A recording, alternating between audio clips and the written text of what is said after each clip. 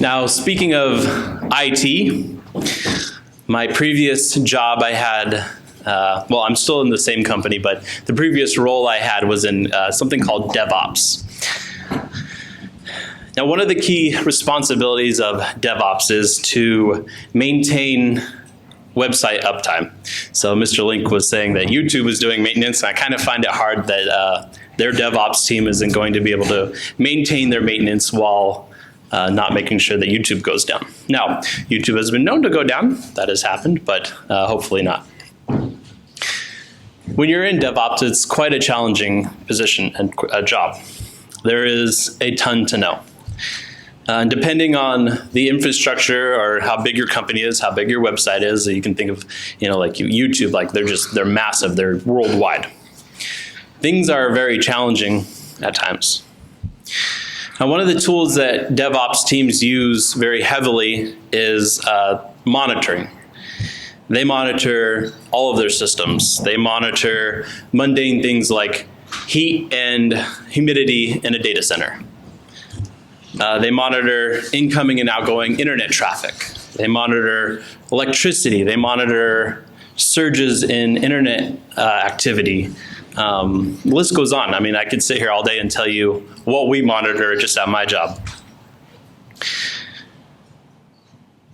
Back when I was in this position, there was probably 30 to 40 web pages that I looked at when something would go wrong, and you have to kind of figure out where something was going wrong, what was going on. Now, if you've ever opened up Chrome or whatever browser you use and you start opening a bunch of tabs, you can imagine by the time I'm in my job, I've got 30 to 40 rotating tabs that I'm constantly kind of keeping an eye on. Now, in this position, there's only 4 people on our team right now. And so the on-call rotation was scheduled 2 weeks on, so you're on call 24/7. Thankfully, the guys I work with have been very gracious and helped me with the Sabbath. It's definitely a blessing from God. I don't discount that one iota. That's something I know that God has blessed me with. And then you have 2 weeks where you're on backup call. So if the main person who's on call doesn't get alerted or doesn't react, that alerts go to you. And then you get 4 weeks off. Let me tell you, those 2 weeks where you're on call are some of the most stressful times and nerve-wracking that you could imagine. Anything can go wrong at any point in time. And it's your ability or you have to figure out how to fix it. What is going on? Where's the bottleneck? Where's the issue? And I can't tell you the amount of times that I've been at our data center at 2, 3, 4 a.m. in the morning because something's gone wrong. Now, on top of all this, like, whoa, that's not enough? No, there's more. There are, going back to the monitoring, there's error and issue reporting. And that's how you get to know about what's going on, how something is going wrong. Usually it's a page on your cell phone, because that's when you're on call, it flips to you and it alerts your cell phone. And you could end up with 0 problems in a day, and those days are great. Some days you can end up with 10 to 15 to 20 problems in a day. Those days suck. Now, all of this is managed chaos. On top of all the alerting, there's emails, thousands of them. Now, a lot of these emails I dump into an automation inbox, and it's just a lot of automated emails that are flowing by.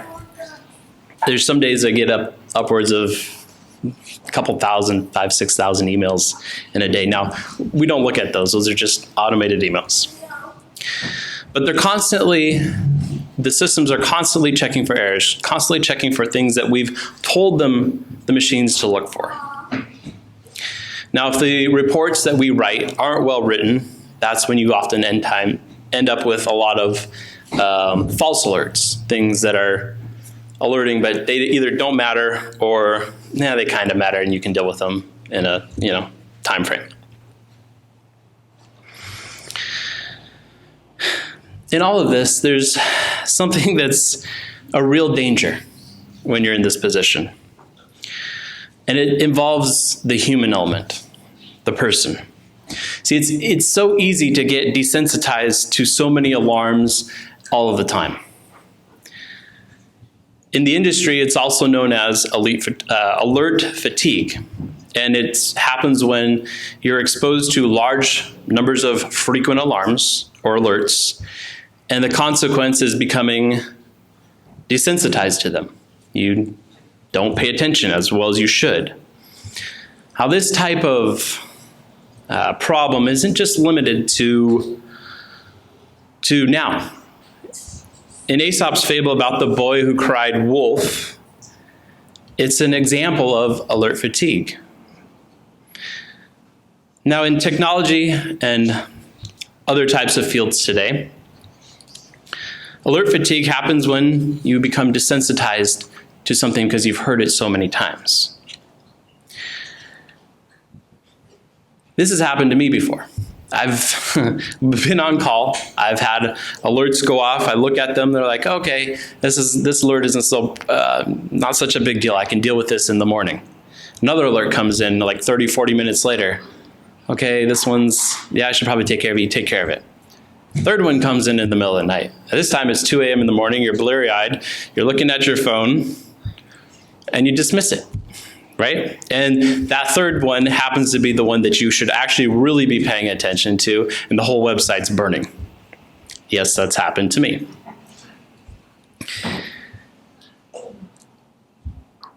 It's easy to have these alerts go off and to either take care of them or dismiss them or what have you. It's easy to just sometimes sweep them away and push them under the table. But the alerts are there for a reason. They're there to compel action in some way, shape, or form. But you have to find the right balance between a lot of alerts and the proper alerts that are needed. Now, the same issue I feel can creep into our Christian lives. How many times have we heard that Christ's coming is close? How often have we heard that we have to be on guard, that we have to be awake, that we have to be alert? How often have we heard that we don't know the actual time of Christ's return? Now, I believe this to be a fact. We don't know. None of us know. Some people like to think they know. But the fact is, though, is that we are living in an age that is quickly demolishing anything that makes any sense. And I think that God knows that there is worrisomness in holding on to this way of life. It's something that's very real that can creep in. There are so many traps, so many failures, and so many sins for us to overcome. There are so many opportunities for Satan to take the opportunity to destroy us. You know, when we look at the update and read the things that are going on in it, sometimes it's exhausting. It's mighty hard to hold on to the truth. You know, there's some weeks when the Sabbath hits, the Friday night, and it's like that. You just feel like, oh, I can let my guard down now because I've been so busy all week fighting, dealing with everything that's coming up. And then the Sabbath hits and you're like, okay, I can relax a little bit. So how do we combat this exhaustion, this fatigue in our Christian lives? What do you do that helps lift you up, that sets you back on your feet and makes you ready to face another day? What resets you after a very trying and a very hard day at work or week? What gives you the strength to deal with people, sometimes even your own family? You know, life is not straightforward. It's not clean. It's very dirty. You have to get through life and through the mud and through the dirt. And it's frustrating at times, and it's not fair. But I think as Rocky Balboa said, you, me, or nobody is going to hit as hard as life. But it ain't how hard you hit. It's about how hard you can get hit and keep moving forward. How much you can take and keep moving forward. That is how winning is done. So I think our approach has to be twofold. And it's based on God's principles of love. Love for man. So many things could be said here. You could do sermons on this. And so many scriptures. But I'd like to turn to Galatians 6 and verse 9 and 10. And I'll read from the NIV, Galatians chapter 6. And beginning in verse 9, it says, "Let us not become weary in doing good. For at the proper time we will reap a harvest, if we do not give up. Therefore, as we have opportunity, those things that come up in life, those things that we, and maybe only we see, let us do good to all people, especially to those who belong to the family of believers." If we are not diligently seeking the well-being of others above ourselves, both within and without of the church, then we are not truly showing godly love for our fellow man. We are showing selfishness. Then it becomes all about inward, me, me, me. And that alone right there, it can lead to so much fatigue and exhaustion in your life. And it doesn't seem like it on the outside. It's easy to think about yourself, but it's really when you have outward flowing love for others, that's when you start to feel better inside. You get more energy. I would like to just ask all of us to think about what this scripture here is telling us. But not just think about it. Do some Bible study, do some research on the other scriptures that it talks about in this vein. Meditate on them, and then start taking action. Put it into example in your own life. See what happens. If it's just all theoretical, you don't try, then you'll never know. In 1 Corinthians chapter 16, verse 13 and 14, also from the NIV, 1 Corinthians 16, 13 and 14, it says, "Be on guard. Stand firm in the faith. Be courageous, be strong, and do everything in love." Be on guard can also be said as be on alert. Be aware. Don't let your guard down. Don't become fatigued. But do everything in love. What does that look like in your life? I know what it looks like, or what it should look in my life, but I can't tell you what it should look like in your life. You live your life. That's up to you. The second approach, also based on God's principles of love, obviously, should be our love for God. Our focus on God. Focusing not just, okay, I'm going to focus for 15, 20 minutes. No, focus intently on God. On what he is doing in our lives. Not leaving room in our minds for wiggle areas. But rather focus, focus, focus. I come back to this scripture quite often in my own mind, and it's Jeremiah 29, verse 13. Jeremiah 29, verse 13, it says, this is God talking, "You will seek me, and you will find me when you spend 20 minutes in prayer and then go about the rest of your day and don't think about me." That's when you're going to find me. No, it says, when you seek me with your whole heart. Your whole heart. Everything that is in you is seeking after God. That's when he's going to be found in our lives. Have you ever felt like God isn't listening? He isn't helping? He's letting you go through trials. you're getting fatigued, it means that our hearts in those situations are not fully seeking after God.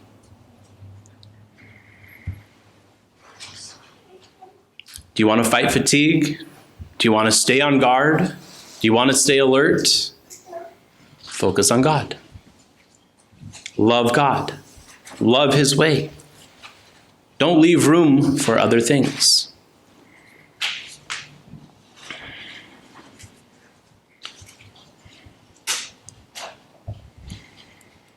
If we will turn to Psalm 91 and beginning in verse 1.